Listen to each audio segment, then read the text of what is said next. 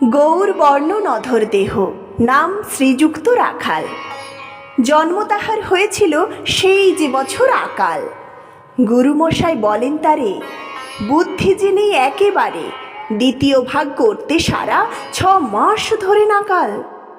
রেগে মেগে বলেন, বাঁদর, নাম দিন তোর মাকাল। নামটা শুনে ভাবলে প্রথম বাঁকিয়ে যুগল ভুরু, তারপরে সে বাড়ি এসে নৃত্য করলে শুরু। হঠাৎ ছেলের মাতন দেখি সবাই তাকে শুধায়, এ কি? সকলকে সে জানিয়ে দিল, নাম দিয়েছেন গুরু। নতুন নামের উৎসাহে তার বক্ষ দুরু দুরু।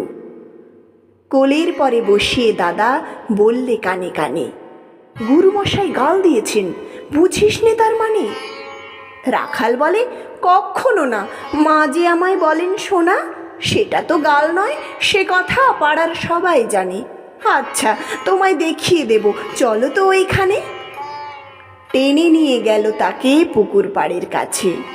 বেড়ার পরে লতায় যেথা মাকাল ফলে আছে।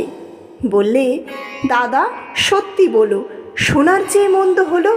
তুমি শেষে বলতে কি চাও গাল ফলেছে গাছে? মাকাল আমি, বলে রাখাল দুহাত তুলে নাচে।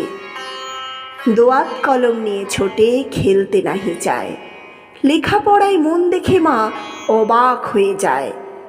খাবার বেলায় অবশেষে দেখে ছেলের কাণ্ড এসে, মেঝের পরে ঝুঁকে পড়ে খাতার পাতাটায় লাইন টেনে লিখছে শুধু মাকাল চন্দ্র রায়।